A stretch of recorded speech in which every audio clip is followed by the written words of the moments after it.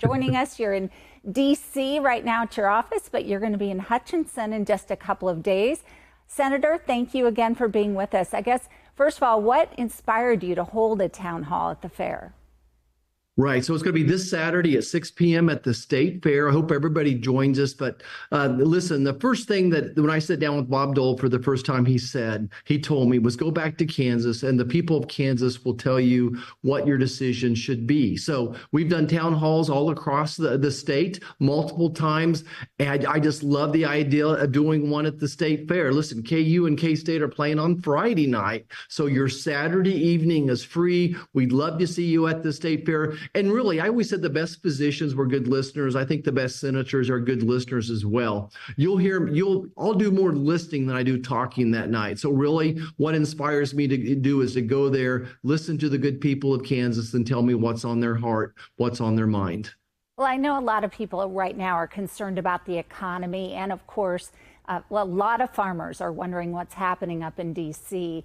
Any insight you can give us on things you're discussing in D.C. that people might want to know about? Right. Well, certainly the biggest concerns that we hear from folks back home, and we did do over 60 roundtables, business roundtables in August. Their biggest concern is the price of gas and groceries. It's the price of housing, the price of insurance, the price of childcare.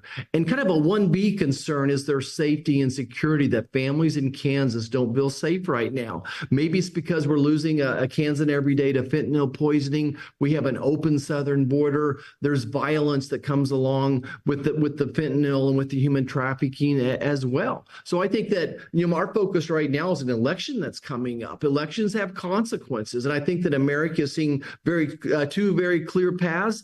I think on the ag side, something that we're working on, of course, is the Farm Bill. And I'm trying to make sure that it has good crop insurance programs in there. But also for a community like Wichita, there's conservation programs in there to help to make sure we get cleaner water into Cheney Reservoir and more water into Cheney Reservoir as well. So those are just a few things that are on my heart and on my mind.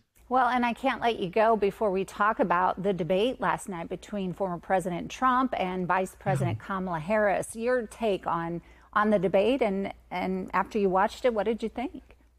Yeah, look, I'm going to let your listeners at home decide who won the debate, but I can sure tell you who the clear loser is, and that is America. That we really don't know anything more about Kamala Harris's policies today than we did last week. Look, President Trump has a great record to run on. He gave us a secure border. Our families were safer. The price of gasoline and groceries was less.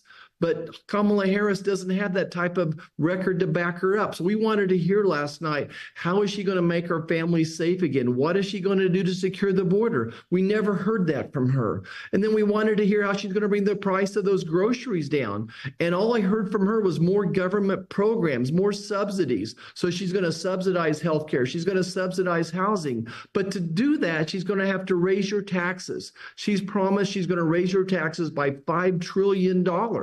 And I think when you raise taxes, when you spend more money, it's going to drive up inflation. And for the rest of us who don't qualify for those subsidies, it's going to drive the cost of, for instance, housing, of energy up as well, of health care. So I think Americans were the big losers last night, that the people running the debate didn't really make her answer the tough questions. Yeah, and on the other side of it, do you feel like Donald Trump is capable of handling another term? Some of the answers that he was giving were also a little off.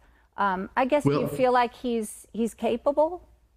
Oh, and there's no doubt in my mind. I say that because President Trump has a record that he's going to surround himself with the right people to bring those policies back. Again, he's proven that he can bring the cost of gas and groceries down. He's promised to free up American energy, and he's going to free up American manufacturing and agriculture as well. He will secure the border. If there's any doubt in people's minds who's going to keep your family safe and secure, then you haven't been paying attention to the last 8 years. I think based upon his record, he'll do a great job. My old track coach there at Butler County Community College used to tell me, don't tell me, show me. And I think that we can look at their records and make a good judge. All right, Senator, I really appreciate you being here with us today, and you're going to enjoy the fair. The weather is perfect. We appreciate you being with us. The event will take place at the Kansas State Fair's encampment building this Saturday, September 14th at 6 o'clock in the evening in Hutchinson.